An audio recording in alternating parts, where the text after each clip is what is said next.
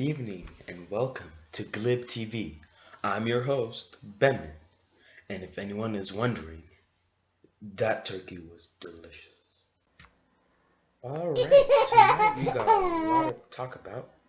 Let's see where to start. Hmm. Okay, tonight there was a heated battle against the LA Lakers against our Golden State Warriors. But by the end of the night, Warriors came out on top with 116 to 98 victory over the Lakers, which is totally awesome. Tonight we are also going to be talking about Christopher Moore's new book called Lamb.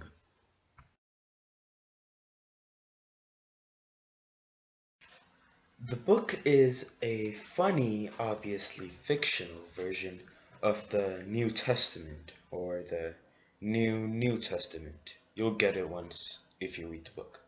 So the premise of the book is 2000 years after Jesus' crucifixion, and his best friend from childhood, um, a man named Levi, also called Biff, has been brought back to life in order to tell the story of Jesus, the whole story, including the missing 30 years of his life. Anyway, he ends up in the US being watched over by the angel Raziel. I don't know how you say it, the pronunciation, but it's okay. So, both the angel and Biff find the modern world scary and weird because they're both really old. The only thing they like about it was pizza, and ironically, their delivery man was named Jesus, which is kind of funny.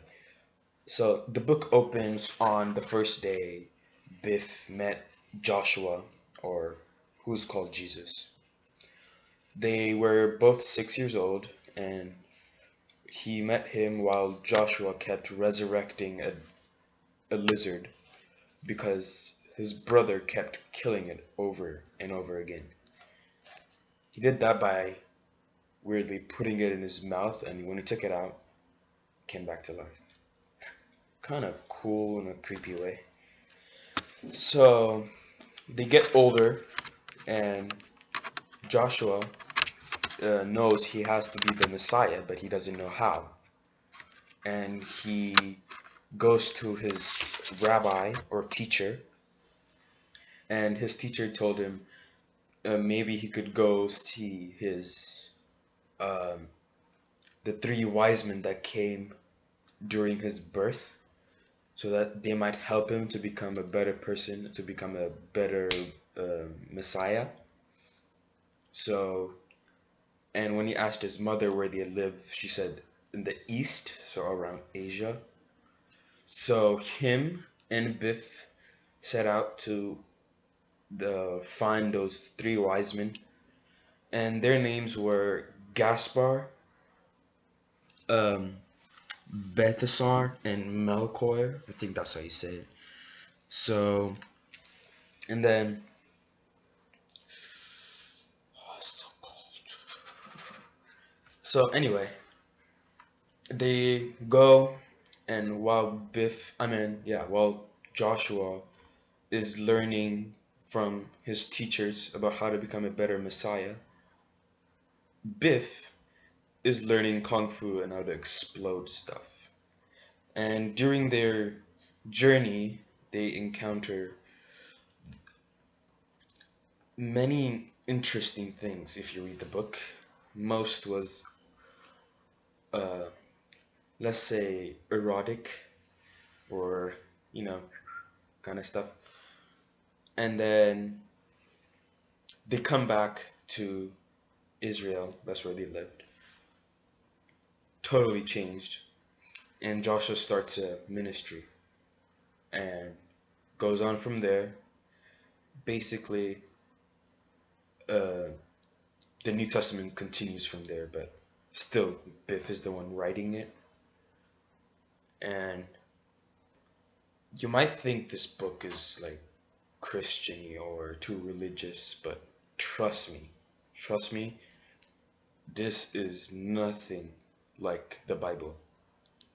I mean, they have really weird. Just if you read it, it's like, oh my God.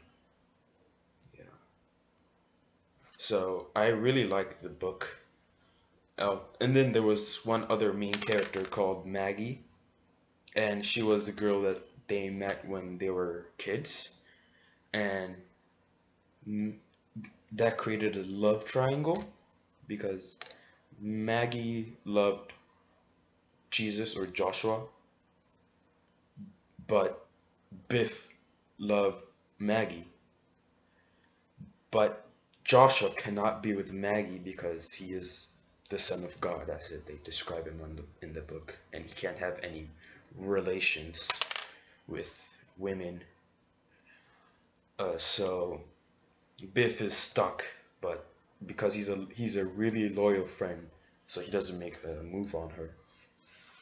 But at the end of the book, um, this might be a spoiler, but kind of not. Uh, the angel, once Biff is finished with his book, he lets him leave, and to his surprise, once he gets out of the hotel room, he saw Maggie, who was also brought back to life to write her version of Jesus' life, which is kind of cool. And now, since Jesus is in heaven, those two get to spend their second lives, so to speak, together in love, which is kind of nice. Yeah. So I really like this book. I recommend it. One thing I would say about this book is that it might be PG-13. You have to be like mature enough to read it. I mean, you can read it, but then it's just gonna be, I mean, don't act childish. That's what I'm trying to say. So, thank you for watching and adios.